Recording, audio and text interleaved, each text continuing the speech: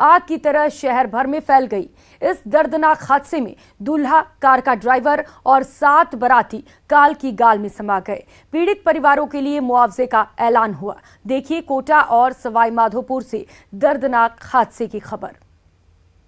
कोटा का black Sunday, दर्दनाक हादसा, 9 लोगों की जल समाधि। दूल्हे के साथ में जितने भी लोग थे वो सब शांत हो गए हैं। जिंदगी पर फिर भारी पड़ा शॉर्टकट रास्ता। वो सब हमारे ही रिलेटिव थे और 3 तो बरवाड़ा के हैं, जिसमें से एक ड्राइवर है और एक दूल्हा है और एक दूल्हे का भाई है, और 5 लोग जो है वो जयपुर के हैं, उन्हीं के रिलेटिव थे। जिस घर में आज शहनाई बजने वाली थी वहां मातम पसरा है। एक हादसे ने कई परिवार को तबाह कर दिया। जिस माँ बाप ने अपने बेटे के सिर पर सेहरा सजाया था, बहू के साथ उसके लौटने की उम्मीद लगाए गए थे, वो अर्थी पर लौटा है। मैं अब इस बारे में कुछ क्या बोल सकता हूँ, मेरे पास शब्द नहीं है, परंतु जो परिवार के साथ ये हादसा हुआ है, भगवान उनकी आत्मा को शांति दे और मतलब उस बच्ची का भी भविष्य आगे जो भी होगा देखा जाएगा। सवाई माधोपुर के चौथ के बाड़े से बारात उज्जैन के लिए निकली थी। जिस कार में दुल्हा समेत कुछ बाराती बैठे थे, उसके ड्राइवर ने ट्रैफिक जाम से बचने के लिए शॉर्टकट रास्ता अपनाया और कार छोटी पुलिया से गिरकर चंबल नदी में समा गई। चौथ का बरवाड़ा से बारात आकर के उज्जैन जा रही थी। एक बस थी गाड़ी में और एक ये अर्टिगा गाड़ी थी। बस आगे निकल गई और ये अर्टिगा गाड़ी रास्ता भटक करके छोटे पुल पे आ गई और इम्बैलेंस होकर के ये नदी में गिर गई।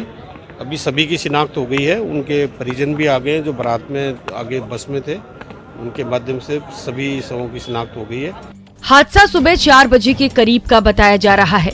कार में सवार सभी लोगों की मौत के बाद कोई हादसे के बारे में बताने वाला भी नहीं बचा। घटना का पता सुबह 8 बजे चला, जिसके बाद 8:15 पर बचाव दल घटना स्थल पर पहुंचा और रेस्क्यू की शुरुआत हुई, लेकिन तब तक बहुत देर हो चुकी थी।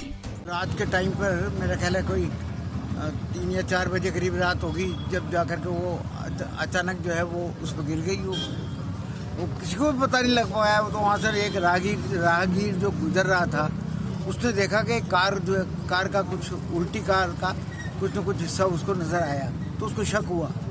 उस पर पुलिस को उसने रिपोर्ट करी। राजस्थान के मुख्यमंत्री अशोक गहलोत ने इस हादसे पर शोक जताते हुए हादसे के शिकार लोगों के परिजनों के लिए मुआवजे का ऐलान किया। हादसा इतना दर्दनाक था कि जिसने भी सुना वो परिजनों को सांत्वना देने पहुंचने लगा। फिर क्या जनता, क्या जनप्रतिनिधि, सभी पीड़ित परिजनों के दुख में शामिल होने पहुंचे। हालांकि मौत पर सियासत भी देखने को मिली।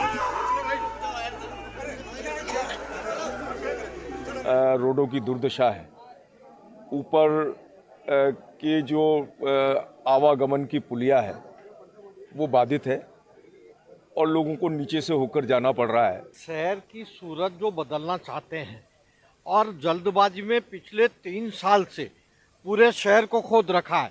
अब चंबल की जो 2 पुलिया, एक पुलिया बंद है और एक पुलिया नीचे से भी रास्ता है और ऊपर की पुलिया पे लगातार ट्रैफिक जाम रहता है। चंबल नदी को कोटा की पालक नदी माना जाता है, लेकिन आज इसी नदी में एक साथ न सिर्फ 9 लोगों ने जल समाधि ले ली, बल्कि कई परिवारों के चिराग भी बुझ गए। हादसे ने एक बार फिर सड़क सुरक्षा की अहमियत को सामने रखा है। हादसे की जांच में शायद कुछ और तथ्य सामने आए, लेकिन परिजनों को खोने वाले कई परिवारों के लिए ये हादसा जीवन भर का जख्म दे गया। योगेश त्यागी, न्यूज़ 18 नेटवर्क, कोटा। कोटा में चंबल नदी में हादसे में 3 युवक जयपुर के मालवीय नगर विधानसभा क्षेत्र के गौतम नगर निवासी थे। हादसे की जानकारी के बाद जलदाय मंत्री डॉक्टर महेश जोशी मृतकों के आवास पर पहुंचे और परिजनों को ढांढस बंधाया। जोशी ने मृतकों के परिजनों को मुआवजा राशि के चेक सौंपे। आपको बता दें कि कोटा हादसे में दूल्हा समेत 9 लोगों की मौत के बाद राज्य सरकार ने मुआवजे का ऐलान किया है। मृतकों के परिजनों को 2 लाख रुपए की सहायता राशि देने का मुख्यमंत्री ने ऐलान किया। इस दौरान मालवीय नगर विधानसभा क्षेत्र के कांग्रेस प्रत्याशी अर्चना शर्मा और कांग्रेस कार्यकर्ता साथ रहे।